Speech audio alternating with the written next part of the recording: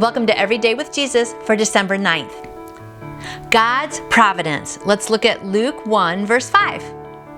All right, Luke chapter 1, verse 5, the birth of John the Baptist foretold.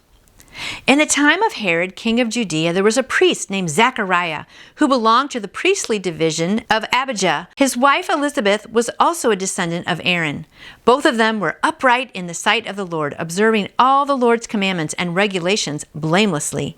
But they had no children because Elizabeth was barren, and they were both well along in years. It's a long story, so I'm going to jump a little bit. Verse 13, but the angel said to him, "Do not be afraid, Zechariah. Your prayer has been heard. Your wife Elizabeth will bear you a son, and you are to give him the name John." Verse 23, when his time of service was completed, he returned home. After this, his wife Elizabeth became pregnant and for 5 months remained in seclusion. "The Lord has done this for me," she said. "In these days he has shown his favor and taken away my disgrace among the people." And now verse 57, the birth of John the Baptist. When it was time for Elizabeth to have her baby, she gave birth to a son. Her neighbors and relatives heard that the Lord had shown her great mercy, and they shared her joy. And then verse 80, and the child grew and became strong in spirit, and he lived in the desert until he appeared publicly to Israel.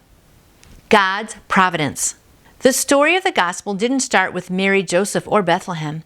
It began with an aged couple in the Judean hills, a priest named Zacharias, and his wife Elizabeth. That's where Luke begins the story of Jesus in the first chapter of his gospel. We don't know the exact year of Zechariah's birth. Perhaps it was 70 BC or earlier. But he served quietly and faithfully for decades, not realizing his life was no mere accident on God's calendar. He and Elizabeth had each been born at the precise time to place them in the historical lineup for the coming of the Messiah. They lived in the days of Herod, and despite their age and humble circumstances, the fullness of time had arrived, and they were part of it. Isn't that so exciting? God's ultimate providence over our lives places us where He wants us and when He wants us there. Each of us is born at the exact moment in time God has ordained. Our times are in His hands. We are here on earth for a reason. Look around then and see how God wants to use you. Oh my goodness, I love that one for today. That's really great. We all need to know that we're important to God's timeline, right? And we all do have a certain job that we're supposed to be doing. I mean, I wasn't born way back then, and I'm kind of glad because, I don't know, I like air conditioning and running water, I'm sure you do too. But I was born now, and my kids were born 30 years after I was, and they're in the right time and place for what God has for them to do. And everybody just is in the right time, place, and city and state and country where God wants you, because my friend, He has a plan for you.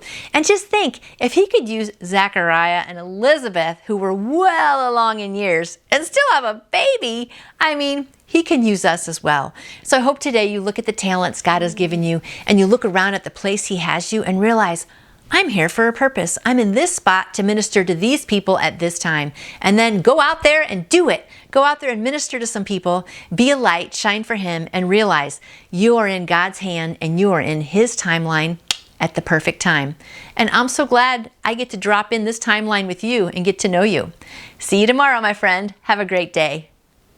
You can order your own copy of the Every Day with Jesus devotional book by going to davidjeremiah.org or by calling Turning Point at 877-998-0222. And I would love to answer any questions you may have about faith in Jesus. Just email me through my website, nancyjoytoyou.com. And I hope you go out and shine for Him today. See you tomorrow.